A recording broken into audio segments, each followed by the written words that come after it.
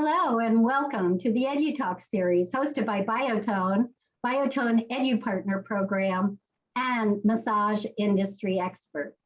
With the challenges continuing to face massage schools, students, and practicing therapists, thanks to COVID and the variants, the EduTalk series by Biotone continues to support virtual learning and building massage community by connecting you with industry experts who share their knowledge and expertise on topics not only for class discussion, but career success. Tonight's experts are two very active massage industry educators and advocates, Sandy Fritz and Robin Anderson. Sandy is a massage therapist with over 40 years experience in multiple settings. She's an educator, a massage school owner, and owner of a massage franchise business. Additionally, you may be familiar with Sandy as an author of the popular textbook, Fundamentals of Therapeutic Massage. Robin is president of the Massage Therapy Foundation and regional director of massage education with Empower Education. She has her own practice, which specializes in post-operative and orthopedic massage. In addition, Robin is a researcher who has focused her attention on using ergonomics to improve body mechanics.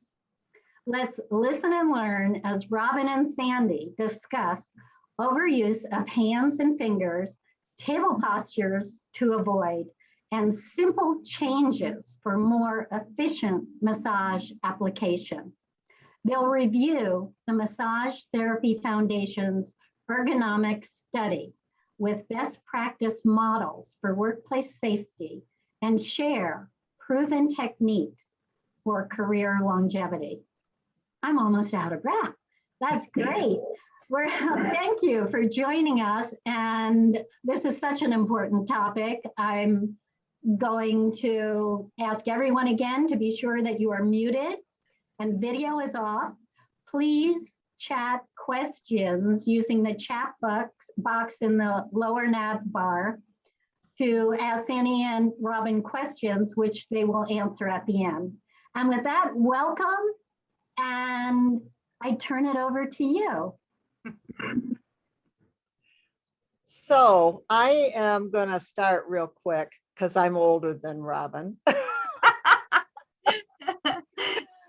Being a massage therapist for so long and knowing the importance of longevity and the ability to provide enough massage for income stability. This topic has been near and dear to my heart, and I have done a ton of individual research into this area, literature research. But I want to defer this to Robin to start because the Massage Therapy Foundation is actually doing for real research so that we can actually know what we're teaching is correct. And this is the first of its kind, and it certainly is dear to my heart. So Robin, why don't you go ahead? Thanks, Sandy, and thanks for having me tonight. Before I start sharing the slides, I just wanted to sort of give a little bit of background about how Sandy and I sort of started bringing this to the Massage Therapy Foundation. So Sandy and I actually talked a little while ago about working on ergonomics for her textbook, and I did contribute to her last edition in terms of adding more information about ergonomics for massage therapists to the textbook. But as she mentioned, this is something that she has wanted to see happen in the profession for a very long time. And as a board of trustee member for the foundation and now the current president, it was a project that I brought to the board and asked that this could be something that we could champion. Our mission is research, community service, and education. And what better way to give back to the profession than to create a job task analysis based in ergonomics for the profession. And so we formed an ergonomics work group, and we brought in a professional ergonomist to help us lead this project. And we've completed phase 1, and I'd like to share the information that we have garnered from phase 1 with you tonight. So I'm going to quick share my screen here and go ahead and, there we go. So what is actually ergonomics, and why is it important to massage therapists? Well, I actually have a background in ergonomics. I have a certification as an ergonomics assessment specialist. And one of the things that we need to sort of clarify as massage therapists is that ergonomics is not equated to body mechanics. It is one facet of it. What ergonomics is studying human work, but designing the job to fit the worker. So it's kind of an art and a science. And the key elements of ergonomics are optimizing the job, making sure that the worker has health and safety in mind, and ease of use. So because we don't want to create repetitive stress injuries or other things of that nature. So what we did as part of this study is to identify the work tasks and potential risk factors for massage therapy work, and also to suggest modifications that could prevent injury and improve symptoms. And then all of these things could be incorporated into various forms of education, whether it be at the entry level or even for existing therapists. So Sandy, since you were part of the work group, can you kind of give them a little bit of a background as to what we did in phase 1? So, and Ed Moore, also a part of the committee, is on the call, and he. Oh, Ed! Yay, Ed! So initially, we as a committee, we tried to figure out a list of tasks and what was important and what went on, and that was a big part of what we did. And then that was formalized and sent to the ergonomist that was actually going to perform the study, and we went back and forth with them. And from there, which was a lengthy process, by the way. Oh, yeah.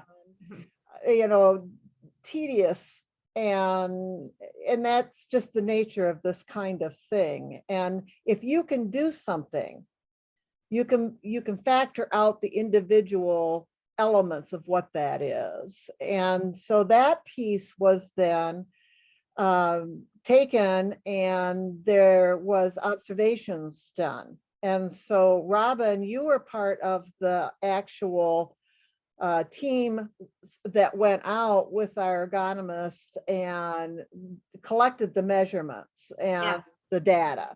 Yep, exactly.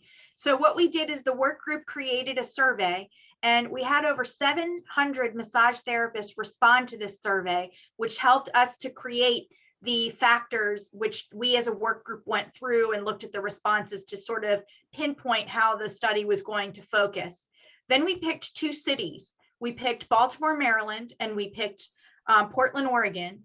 We teamed up with 2 schools in the area, which were very, very integral in making sure that we were able to get space so that we could recruit therapists who could participate in the survey and participate in the work. And these therapists all did 30 minutes of body work. They were given a specific body parts that they needed to work on, but they could do it any way they wanted to. So there was no like, you had to use certain techniques.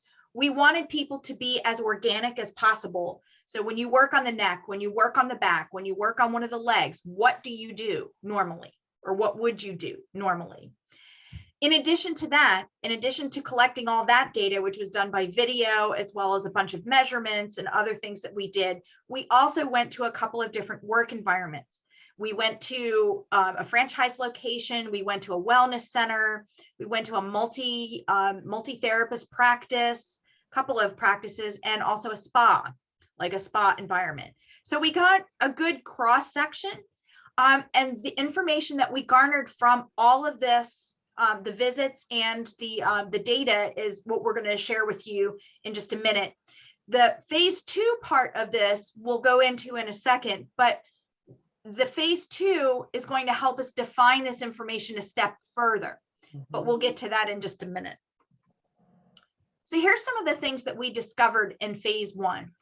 Definitely, we know that massage therapy is physical work, but it actually rates as a moderate risk job in terms of developing repetitive stress injuries, or RSIs, as it shows on the screen here.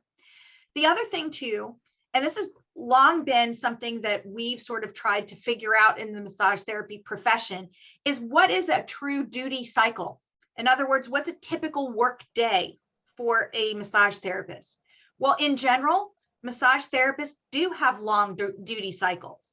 So compared to other types of professions, we have very long work days, and then that also sort of creates an opportunity for potential risk.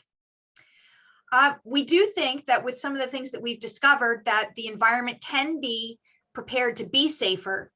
And we want to make sure that all of these recommendations can be incorporated into entry-level and continuing education trainings in the future. And that's part of the reason why the foundation championed this, is because we wanted to give this information back to the profession. So Sandy, you want to cover a couple of these guidelines that we have here? So when we picked out, when we were looking through these and getting ready to navigate how this information was going to be dispensed, we were looking at things that practically can be done without a lot of new equipment or anything like that. And so ideally, we're going to have our own physical conditioning, and we're going to take care of our own self-care. Now, on practicalities, table height was a concern. And so the ergonomists came back and said, when we're doing lighter methodology, that a higher table does help because you don't bend over as much. It leads right into the next one, which is that we want to align our body and our stroke direction, and that we don't want to bend over more than 20 degrees. Now, if the table is too low, whether you're using your hands or your forearms, you're gonna be bent too far over. Vice versa, if it's too high, you're going to be raising your shoulders. So this bending forward at your hips, no more than 20 degrees, is a really good measure of how efficiently you're doing. And then to stand at the sides of the tables and to avoid overreaching. Yeah, I think that's the next slide here. Yeah. Side of the table positioning is ideal whenever possible, and avoid working at the ends. And when Robin presented this at another conference I was at, people were not startled by that, but that was an area where they went, oh, but I stand at the head of the table and I do these long strokes down the back. And that's one of the things that was identified, is that long excursion like that, long strokes, you end up with your shoulders too high up, and again, too much trunk flexion. So there was a recommendation to limit stroke excursion, and to stand as close to the target area as possible. So shorter strokes, which is going to require a little bit more movement of the feet as you move from one area to the other. And to work on the same side of the table, not crossing over the midline. There are exceptions to that. There's, excuse me, there are exceptions to that, certainly, especially with some pulling techniques. But the less of those you do, and the more of the stuff that's more efficient, then less risk for injury. And then we all know this. Avoid single digit force exposures, whether it's fingers or thumbs. Those joints are just not able to withstand that kind of loading. And then avoid twisting. Avoid trunk and neck lateral flexion and rotation. Big deal.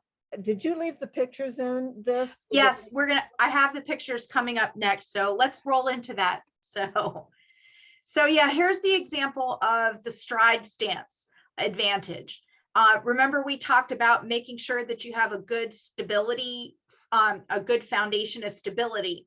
So in the picture on the left, for example, you have somebody who's using same arm, same leg. It's causing a bit more lateral flexion and crunching at the waist, as opposed to pointing the hips and the torso in the direction of the stroke. But if you look on the right, you see her using opposite arm and leg, and that creates a little bit more balance. So we want to keep the trunk aligned as you're moving with the stroke. Of course, supporting the digits is incredibly important. We definitely want to make sure that we are not, using just one thumb. I guess I'm missing a picture here, but anyway, whenever we use digits, it always has to be supported. And you can see in the pictures where one is not supported as opposed to being supported. And one of the things that we noticed from the survey, as well as talking to the therapist that worked and did the study, is that the thumb is the most commonly abused digit out of all of the digits that we use. So that's the recommendation to not have it. This is the excursion issue that Sandy was talking about. Yes, we all love to do that long stroke at the head of the table, but using myself as an example, I call myself vertically challenged because I'm 5'3" and I have a short torso and I have short arms. So me standing at the head of the table and doing a longer stroke is definitely going to put me at beyond 20 degrees of trunk flexion. And it's also going to make me overreach. So I do have to stand more at the side of the table to do longer strokes and do them safely. And here's the other thing too, and I know a lot of people argue this, and Sandy, you brought this up just a second ago. Oh, but it's such a great flowing stroke. Here's the thing, ask yourselves this question. Do any of your clients at the end of their session say you didn't do the really long stroke on the back when you were working on them? Chances are they probably don't even know. So use your thoughts, use your tools to effectively to give the proper stroke for those clients, not putting yourself at risk. Trust me, your clients are not going to know the difference.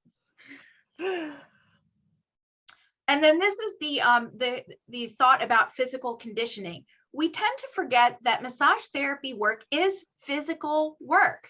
So we should be doing some exercise, some physical conditioning ourselves to prepare ourselves for being massage therapists at work. This is one of the things that I used to preach to my students when I was teaching in the classroom a lot, is that you do have to do some stretching. You do have to do some things to take care of you, build up your cardiovascular endurance. If you only plan on working part-time, then you probably don't need to be as physically conditioned. But if you intend to do this as a full-time job, then you've got to prepare the machine for full-time work. And that includes a little bit of physical conditioning and making sure that you tune it up on a regular basis too. Because just like a car, eventually the oil runs out, the brakes need to be checked. So same thing here. You've got to be able to take care of your tools, and your tools are you, your body. A couple of things that also came to mind when I saw this particular picture was where we put our feet. And the ergonomist was clear in how they said that we want to assume an asymmetrical stance, one Yes. in front of the other, and that we don't want our legs too far apart or too close together. Mm-hmm. But symmetrical stances, sometimes it's called a horse stance. Mm-hmm. Those were not necessarily recommended. And that's another thing that I think is going to be, it's going to take a little bit of adjustment. That's some of the things that we had identified as this is the way we all do it, and they've been embedded into our vernacular, our terminology, our way of teaching, that when new information comes out and it's accurate information, then we need to be willing to make those shifts and changes. Yeah, yeah. Well, and that's the thing, is that horse stance tends to encourage the overreaching. It also tends to create the 20 degrees of flexion. The other thing too is you're not using other muscles. With the asymmetrical stance, you use your legs more because you have to. Whereas in the other stance, you are more stagnant. So when you're moving, you tend to have less strain than when you are stagnant in one place. So yeah, that's a very great point. I'm glad you brought that up, Sandy. So I want to kind of wet your whistle a little bit about what does the foundation want to do in the future. Well, this was the completion of phase 1, but there is still so much more that we need to learn about massage therapy work. And this only just kind of scratched the surface of things that we could learn. Thus the phase 2 plan. So in phase 2, our ergonomists introduced us to new technology called wearable sensor technology. This kind of technology enables us to actually measure the amount of musculoskeletal fatigue that a person endures during a particular or a typical work day. So as a massage therapist goes through their workday, we can figure out where those risky tasks were, and we can find them and identify them. And this will help us to actually give us a safe parameter for what a full-time workday would actually be for a massage therapist. Now, we do have to factor in some variables, you know, the physical conditioning of the participants, the environment in which they work in, and the clientele that they work on too. So, I mean, sports massage therapists may have a bit more of a rigorous type of clientele versus somebody who's working in a spa, but maybe not. Maybe it's all the same. We don't really know. We assume that. So this wearable sensor technology will enable us to do that. Now, unfortunately, we haven't had the ability to launch this for 2 reasons. One is we'd like to raise the funding to be able to pay for this. But secondly, because of the pandemic, because people are not necessarily back to their full work schedules, that's becoming more and more normal now. But, you know, within the last year, there weren't people who were back to work. So we wanted to wait to make sure that people were back to work at their normal intervals. So that way, when those who participate in this would have the ability to actually give us some real-time data about this. And we're hoping to start phase 2 next year. That's our goal. Well, and you made a really important point, Robin, and that is that we make a lot of assumptions. Yes. There has never been a real ergonomics and biomechanical analysis for massage. There's been some research. Ed Moore, who I mentioned earlier, had published research on this. There's some research that comes out of Canada. And I've been really diligent with this information in the textbooks. However, all of us are making our best educated guesses, and sometimes they're not even educated. They're just, you know, we try to bring in maybe a martial arts or a Tai Chi or something like that that may not translate into the force production that we're trying to do. So we don't know the right way. We don't know because we've never studied it. And we all have to be open to being eager for the information that the Massage Therapy Foundation research is doing for this. And it may not agree with everything I say. Wouldn't that be awful? That right, you know. But that's the way it goes. That's what new information and quality information does. Right. And well, the other thing too is that, and you mentioned this earlier, Sandy, it's that some of these things that we may have presented tonight may be things that you probably are like, oh, well, that makes sense, or I already knew that. Well, that's great. You already knew that. And maybe you were already doing it. but we didn't really have confirmation That's that right. that was the right thing to do. So while some of these things may seem obvious, they really weren't obvious to us until we actually had some real data to back up these claims or these thoughts. So, and now we have some real best sort of guidelines for best practice in this, and that's what we're hoping to give back. So I'm hoping that I'm not the only one that is passionate about this. Well, I am too. This is how our paths cross, Sandy. That enough money will come forth so that this phase 2 can come to fruition, because I really think that is where we're going to get some of the more solid information about what is a work day. I mean, Yeah. I have my opinion about what a work day is and what people should be able to do. And I might be right on or not. Right. And I want that accurate information. I want to know. And so as far as importance for the next evolution of how massage therapists develop their careers, longevity and being able to work with reduced risk for injury is huge.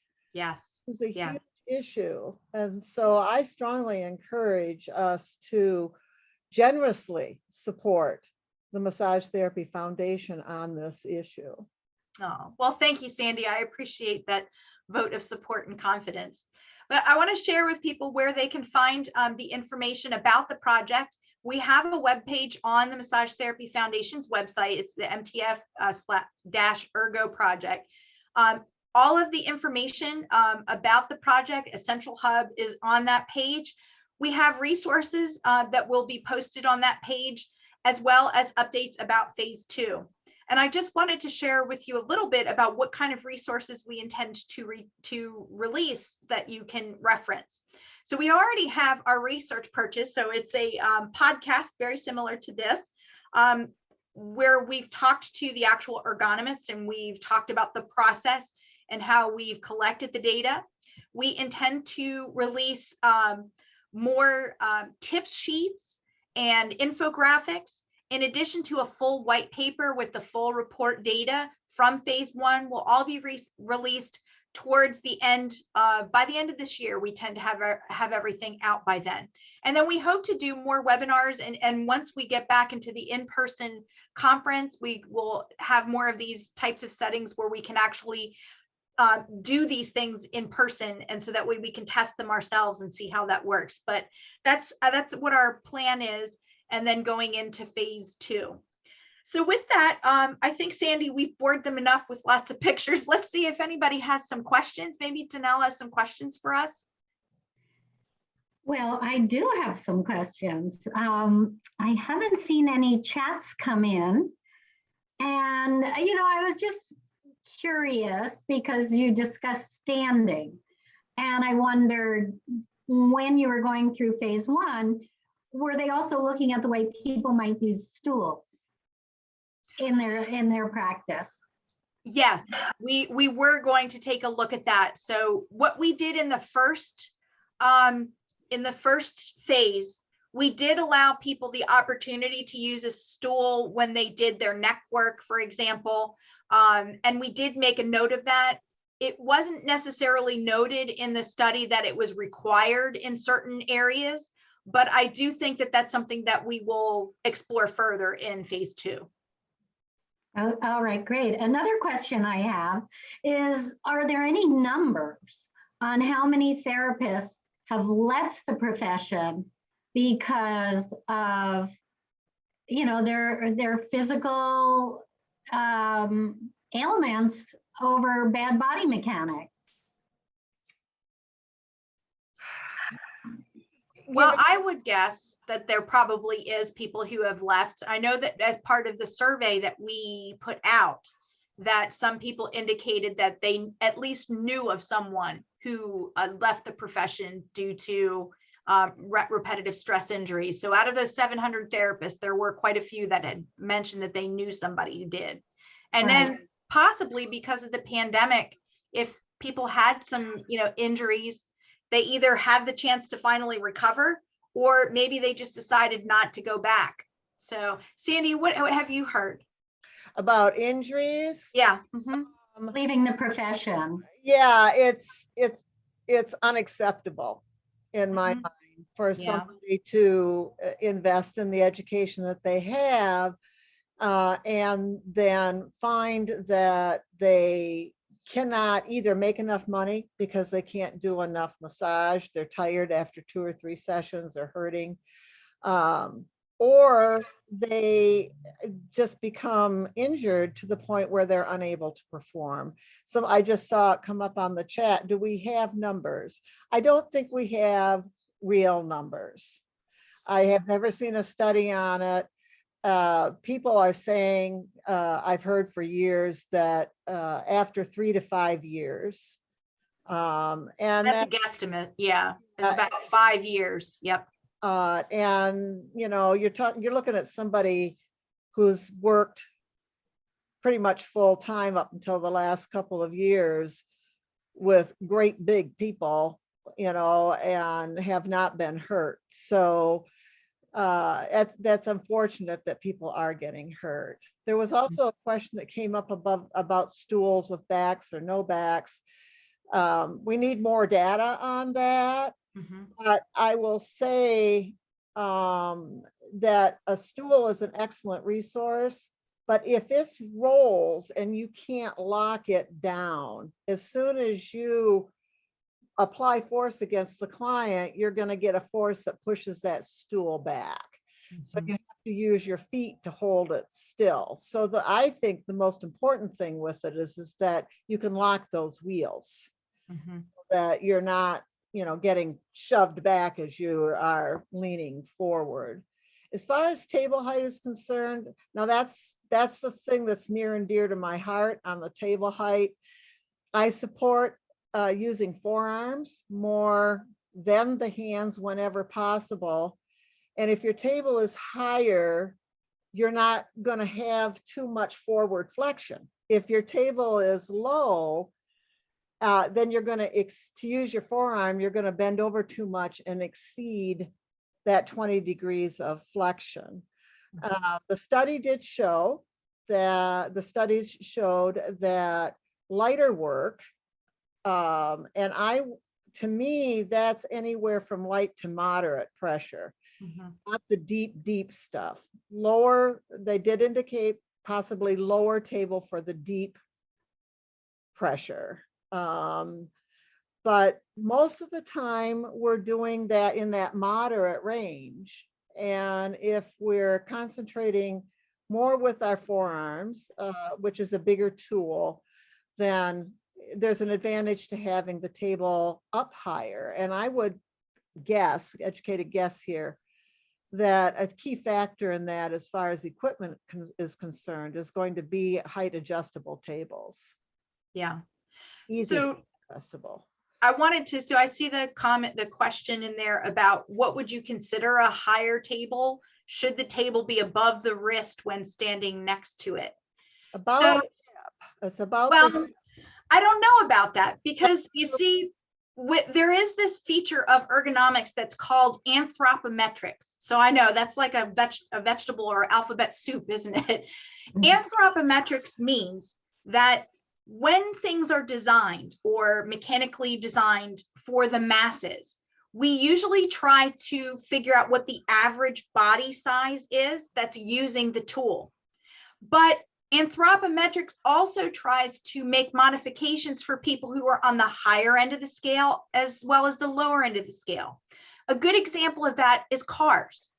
So you and I, who are of normal height range, say with an average height range, can probably go and buy a car right off of the lot and find something that will work for us. But NBA All-Star Shaquille O'Neal, for example, is not going to be able to necessarily buy a car right off the lot. They may have to modify that car, maybe build it or build some things into it so that way it can fit him better. A car that Shaq can drive is not something that I can drive. They would have to modify it for me.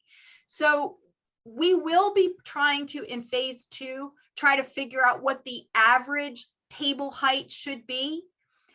when you're doing a higher table for lighter strokes, and when you're doing into account lower strokes.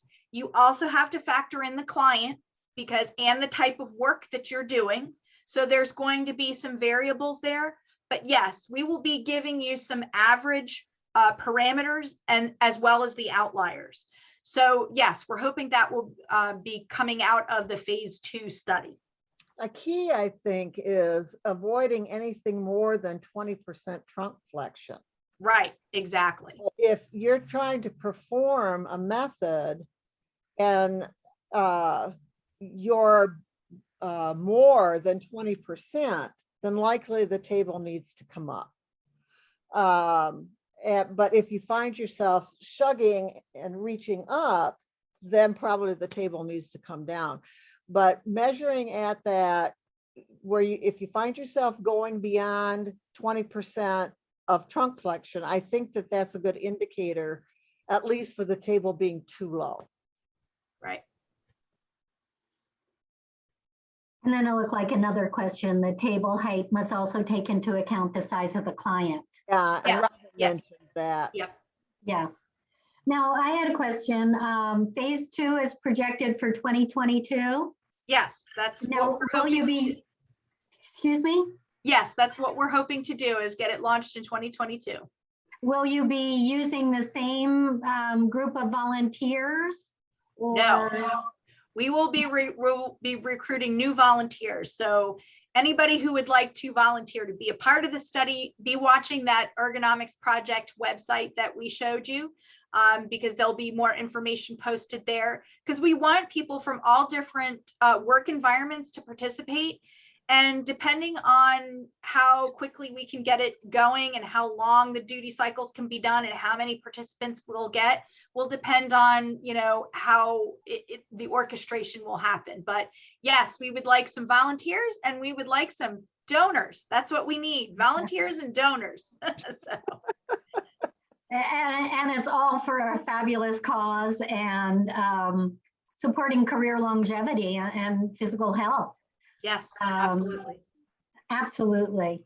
I want to mention to our audience that tonight's session has been recorded, and there will be a follow-up email with a link to the recording, and tonight's PowerPoint presentation will be included in that.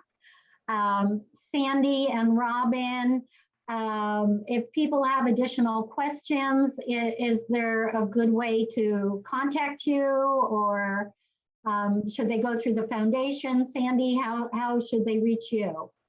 I'm fairly active on Facebook, so you can message me on Facebook, and you can also contact me through the school, which is Health Enrichment Center, School of Therapeutic Massage. I'm located in Lapeer, Michigan. That's, probably right now, if you want a personal question to me, I would get me through Facebook. Okay, that's a great idea. And Robin, should they reach you through the foundation, or? Yes, they can always reach me through the foundation. You can always send an email to info@massagetherapyfoundation.org. And they can, the staff for the foundation can send the email to me if you have a specific question for me or something that we can answer at the foundation office specifically. Okay, and I know you showed the website for the information. When they go to massagetherapyfoundation.org, is there a tab that they should look for? Or is so it you can definitely go to the research tab, and you'll be able to find all of the current research projects that we're doing, and the ergonomics project is listed on that tab. So, okay. But the other thing too is, well, right now we're in Boston Marathon mode. So our runners are running for research in 2 weeks in Boston. But generally speaking, we usually have a banner that runs across our homepage with information about current projects that we're working on. So as the resources come out for the Ergo project, I'm sure we'll be running some banners on the homepage. But you can always go to the research tab to find the Ergo page from there. Well, that's great. And yay, runners. Yeah, we are That's excited wonderful. about that. I know. I mean, it's been happening a long time that you've sponsored runners, so that's wonderful. I want to say again, thank you everyone for attending. Thank you, Sandy and Robin, for presenting tonight. Audience, please watch your inbox for upcoming Edu Talks. On October 12th, we have effective neck and face contouring using vacuum therapy, and that's presented by Anita Shannon.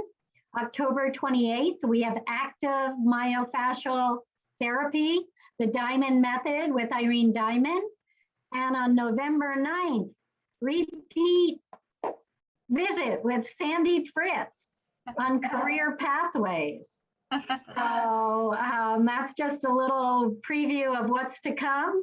And we thank you so much for attending tonight. And any last words in closing?